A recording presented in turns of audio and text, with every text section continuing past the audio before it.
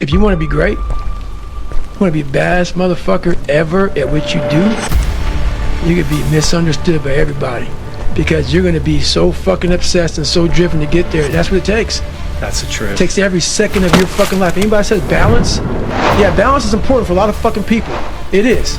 But if you want to fucking go to that edge where people do not like you, don't understand you, question everything you fucking do, you've arrived. When you are misunderstood to the point where fucking people think you're psycho and you're nuts and you're this and that, why are you in the fucking gym at 1 o'clock in the fucking morning? You just got to doing an op for fucking 13, 14 hours at the Ranger School, man, at the gym. What is wrong? You will never understand what is wrong with me. And that's why I'm so fucking glad you don't, because I'm in the right fucking spot. When people don't understand you anymore, you're in that spot of obsession and drive.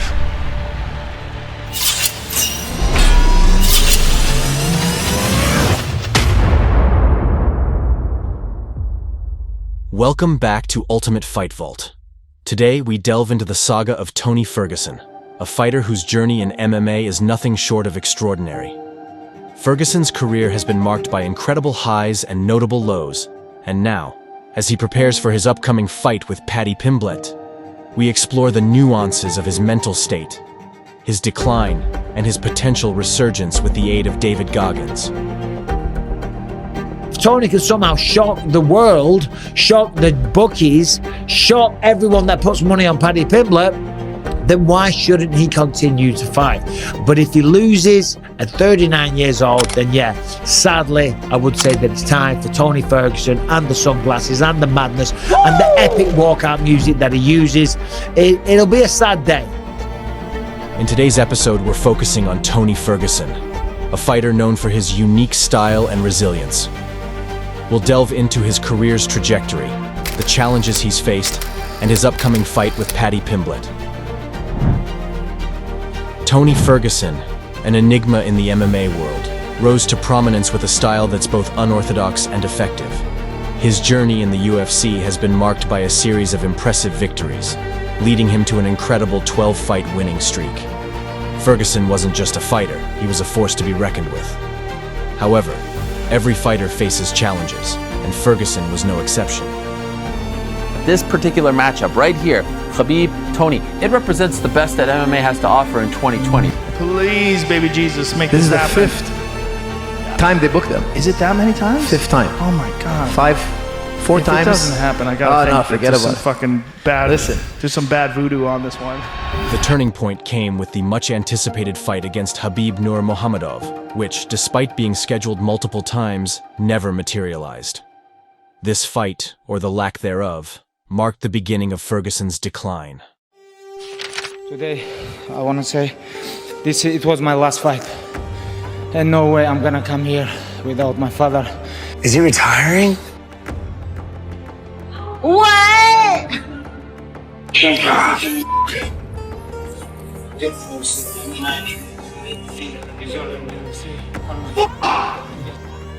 The retirement of Khabib Nurmagomedov had a profound impact on Ferguson. He admits that a part of him left with Khabib's departure. It was more than just a cancelled fight. It was the loss of a goal that Ferguson had focused on for years. This loss of purpose affected him deeply, both mentally and in his approach to the sport. That I don't want to say negative energy, but that hype that was built around that. And then when that disappeared and the pandemic hit and fucking team left, and then just the whole, there was nothing else left for me kind of, except what I told myself is I wanted to compete. I wanted to compete enough so that way maybe possibly win or lose, Khabib would come back. Post-Khabib, Ferguson's career took a different turn. He took fights against top contenders like Justin Gaethje, Charles Oliveira, Michael Chandler, but without the same drive and motivation. These fights were more about keeping active in the hope that Khabib would return, rather than a focused path to the championship.